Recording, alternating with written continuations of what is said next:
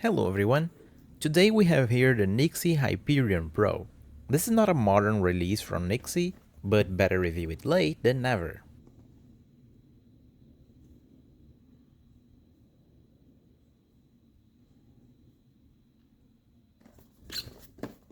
The Hyperion is the successor of the Athena controller. I still have my review unit to this day. It's a bit scratched, but it still works well.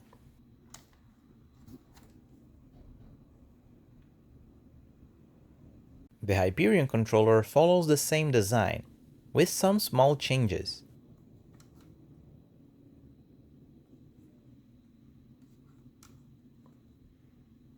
The face buttons are now illuminated and transparent. They are membrane buttons with a good travel distance, and the buttons don't sink flat with the shell when fully pressed. The tension is just right at 100 grams force. The analog sticks has a metal shaft, and it has anti-friction rings. The stick caps are also removable.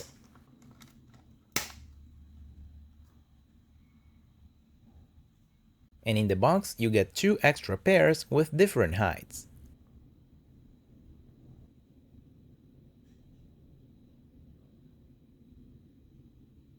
Here you can see the height difference. The tension of the sticks is 10 grams below the default measurement, at 50 grams force.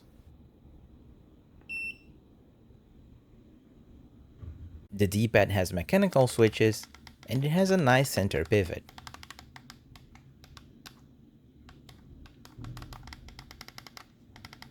But here the tension is too high. At 260 grams, this D-pad is very hard to press.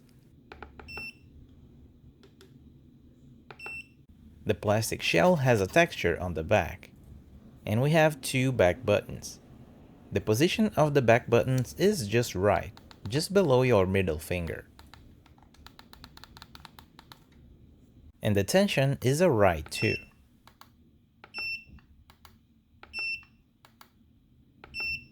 We also have these 2 function buttons here, and the position is out of reach. You won't accidentally press them during gameplay. The shutter buttons are mechanical buttons, and the triggers are membrane buttons. And the tensions here are alright.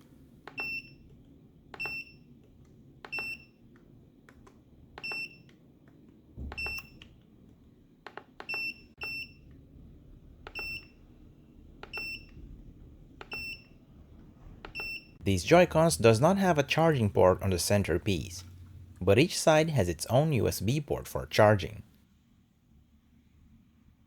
The controller is also pretty lightweight, with only 200 grams. And when turned on, it has RGB lights.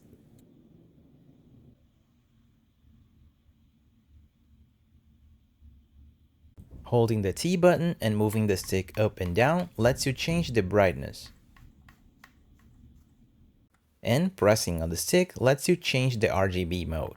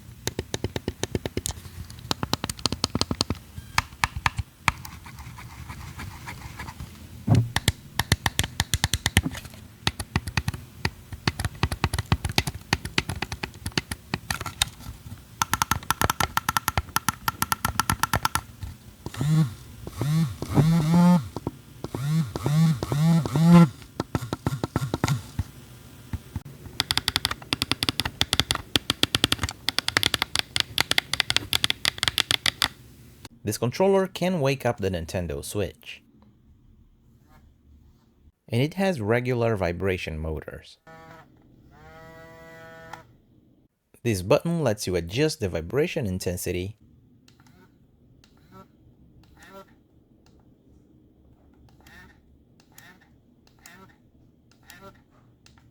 and it has motion controls too. With the M button, you can easily remap the back buttons.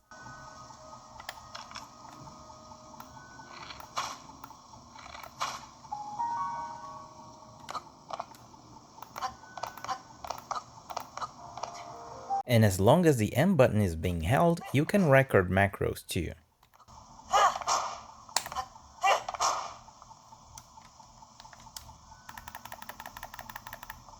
You can also use the Keylinker app to configure the Joy-Cons on the go.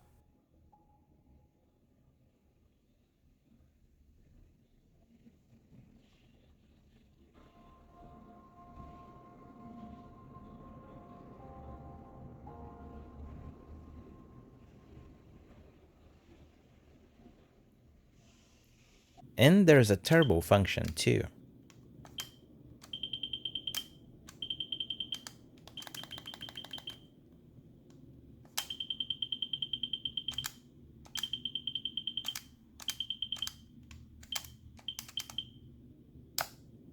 And here's the size comparison with the Mobapad M6 HD. The Hyperion is a bit bigger, being more comfortable for those with bigger hands.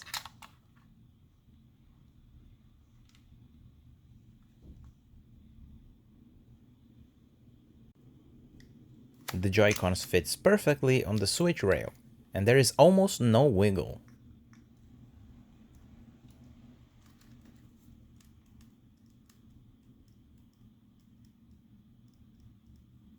And visually, it looks pretty good too. The base of the Joy-Con is flat. This way, you can use the switch on a table. The balance is not the best though. The switch tends to fall forward.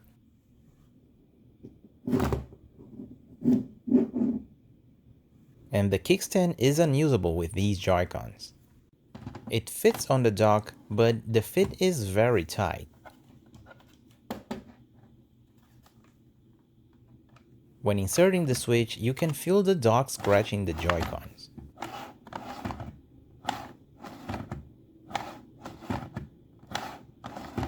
And indeed, the dock left a mark here.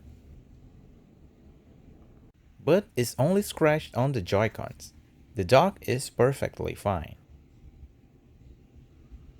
These Joy-Cons can also be used sideways, and you have access to all of the buttons, including the back buttons.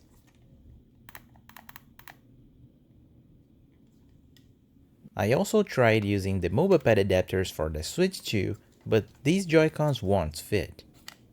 So these adapters are indeed not 100% compatible with all Joy-Cons. But the Joy-Cons are compatible with the Switch 2 and you can play the games just fine.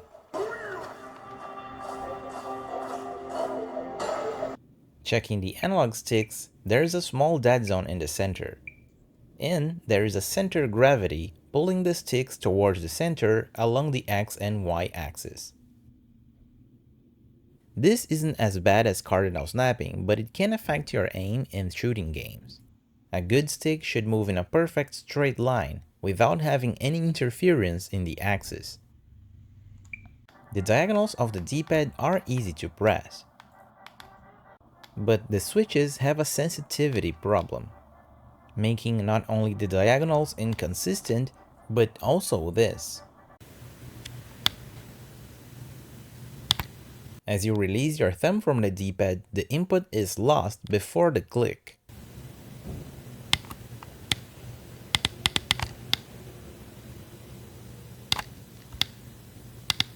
To show this issue better, I'll be using the Mobapad adapter to connect it to the PC. Before testing the D-pad, let's do a quick circularity test.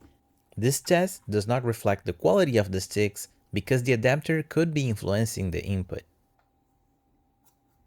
But there's no algorithm for the D-pad, so the test here does reflect the quality of the D-pad. And here you can see what I was trying to show.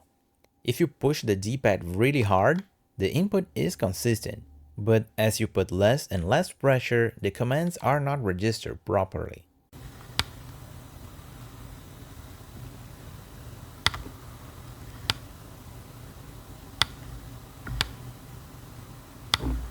Before the teardown, let's do an unboxing.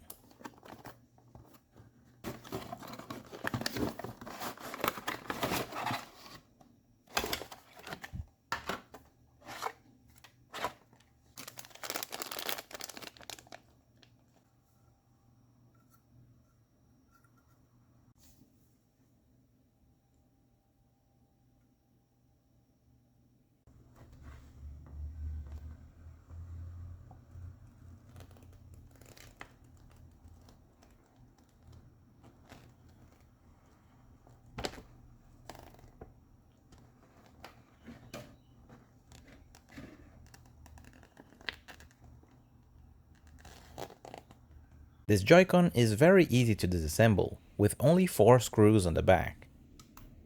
And the back shell comes off very easily. The triggers does not have a metal pivot, but there is no metal spring here to cut through the plastic, so they're okay. Here the battery is protected by a plastic shell. The capacity is 500 milliamps. Here we have the switches for the back buttons, the membrane of the triggers, and the switches for the other function buttons and the reset button. It uses a K-Silver module with the Nyxi brand.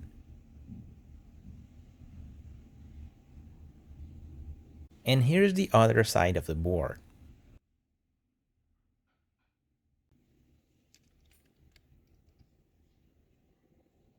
Here's a look at the rumble motor and the face button layout.